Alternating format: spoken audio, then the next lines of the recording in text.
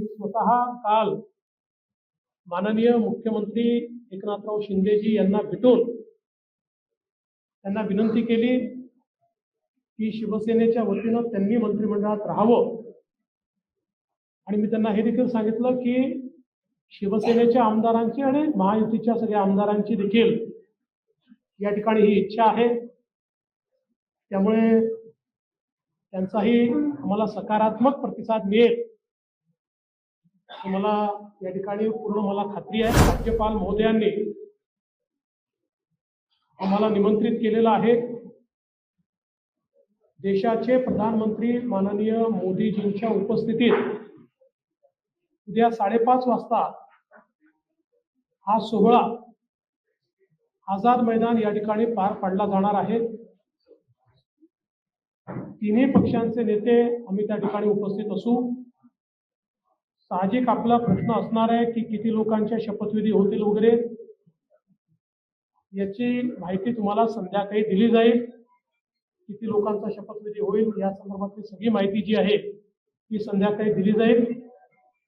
सगळे निर्णय आम्ही एकत्रितपणे यापूर्वीही घेतले आहेत आणि यापुढे देखील आम्ही एकत्रितपणे निर्णय घेणार आहोत।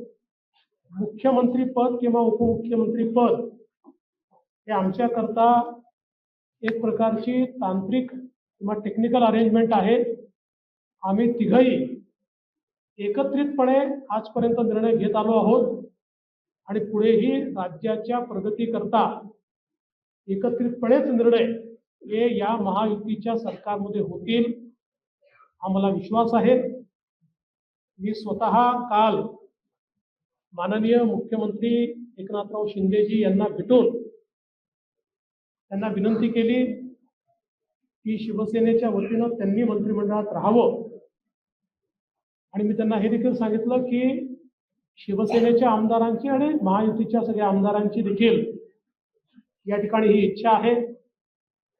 त्यामुळे त्यांचाही आम्हाला सकारात्मक प्रतिसाद मिळेल मला या ठिकाणी पूर्ण मला खात्री आहे। त्यामुळे आम्ही तिघही दादा असतील शिंदे साहेब असतील आणि मी असेल आणि अर्थातच आमचे पक्षाचे इतर जे नेते आहेत आणि मित्र पक्ष आहेत एकत्रितपणे चांगलं सरकार हे महाराष्ट्राला देण्याचा प्रयत्न करू। विशेषतः आम्ही जी काही आश्वासनं दिलेली आहेत ती पूर्ण करण्याकरता सर्व प्रकारचे प्रयत्न करून ती आश्वासनं आम्ही पूर्ण करू हा विश्वास या निमित्ताने मी व्यक्त करतो।